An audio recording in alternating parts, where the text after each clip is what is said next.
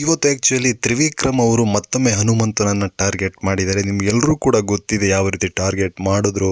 Actually Hanumanthu ಅವರ ಭಾವಚಿತ್ರ ಇರ್ತಕ್ಕಂಥ ಒಂದು ಮಡಿಕೆಗೆ ಯಾವ ರೀತಿ ಹೊಡೆದ್ರು ಅಂತ ನೀವೆಲ್ಲರೂ ಕೂಡ ನೋಡಿರ್ತೀರ. ಅದರ ಬಗ್ಗೆ ತಿಳಿಸೋದೆ ಆದರೆ ಸ್ವಾಮಿ ನೀವು ನೋಡಿರ್ತೀರ, ಇಲ್ಲಿ ಒಂದು ಕಡೆ ರಜತ್ ಹನುಮಂತನ ಮೇಲೆ ತಿರುಗಿ ಬೀಳ್ತಾ ಇದ್ದಾನೆ, ಇನ್ನೊಂದು ಕಡೆ ತ್ರಿವಿಕ್ರಮು ಕೂಡ ಹನುಮಂತನ ಮೇಲೆ ತಿರುಗಿ ಬಿದ್ದರೆ ಭವ್ಯಗೌಡನು ಕೂಡ ಅದೇ ಕೆಲಸವನ್ನು ಮಾಡ್ತಾ ಇದ್ದಾರೆ. ಅಂದರೆ ಗುಂಪುಗಾರಿಕೆ ಮಾಡಿ ಇವರು 3 ಜನನು ಹನುಮಂತನನ್ನು ಹೊರಗಡೆ ಹಾಕೋಕ್ಕೆ ಪ್ರಯತ್ನವನ್ನು ಪಡ್ತಾ ಇದ್ದಾರೆ.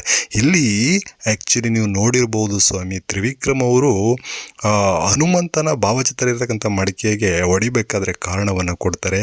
ಆ್ಯಕ್ಚುಲಿ ಈಗೇನು ಹನುಮಂತು ಅವರು ಉಸ್ತುವಾರಿಯನ್ನು ವಹಿಸ್ಕೊಂಡಿದ್ರು ಆವಾಗ ಆ್ಯಕ್ಚುಲಿ ಈ ತ್ರಿವಿಕ್ರಮ್ಗೆ ಪೌಲ್ ಅಂತ ಒಂದು ಇದನ್ನು ಕೊಡ್ತಾರೆ.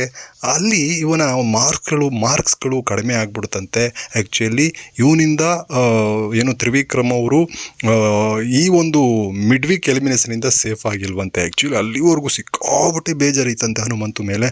ಆ ಒಂದು ಕಾರಣವನ್ನು ರೀಸನನ್ನು ಹೇಳಿಬಿಟ್ಟು ಆ್ಯಕ್ಚುಲಿ ಹನುಮಂತು ಅವರ ಭಾವಚಿತ್ರ ಇರತಕ್ಕಂಥ ಮಡಿಕೆಗೆ ಹೊಡಿತಾನೆ ಈ ತ್ರಿವಿಕ್ರಮ್. ಆ್ಯಕ್ಚುಲಿ ಇಲ್ಲಿ ಹನುಮಂತು ಬುದ್ಧಿವಂತಿಕೆ ಮತ್ತು ಒಳ್ಳೆತನವನ್ನು ತೋರಿಸ್ತಾನೆ. ಇದಕ್ಕೆ ಏನು ಆನ್ಸರ್ ಕೊಡ್ತಾನೆ ಗೊತ್ತಾ? ತ್ರಿವಿಕ್ರಮ್ ಅವರೇ, ನನ್ನಿಂದ ಏನಾದರೂ ತಪ್ಪಾಗಿದ್ರೆ ಕ್ಷಮೆ ಇರಲಿ. ಆ್ಯಕ್ಚುಲಿ ನನಗೆಲ್ಲ ತಪ್ಪು ಮಾಡುವಂಥವನ್ನೆಲ್ಲ ಕರೆಕ್ಟಾಗಿ ಮಾಡಿರ್ತೇನೆ, ಮಾಡಿದ್ರು ಒಂದು ವೇಳೆ ನನ್ನಿಂದ ತಪ್ಪಾಗಿದ್ರೆ ಕ್ಷಮೆ ಇರಲಿ ಅಂತ ಅವನು ಒಂದು ಒಳ್ಳೆತನ ಮತ್ತು ಮುಗ್ಧತನವನ್ನು ಎತ್ತಿ ಹಿಡಿಯೋ ಕೆಲಸವನ್ನು ಮಾಡ್ತಾನೆ ಹನುಮಂತು. ನಿಮ್ಗೆ ಇದ್ರ ಬಗ್ಗೆ ಏನು ಅನ್ನಿಸ್ತಾ ಇದೆ ಕಮೆಂಟ್ ಮಾಡ್ರಪ್ಪ.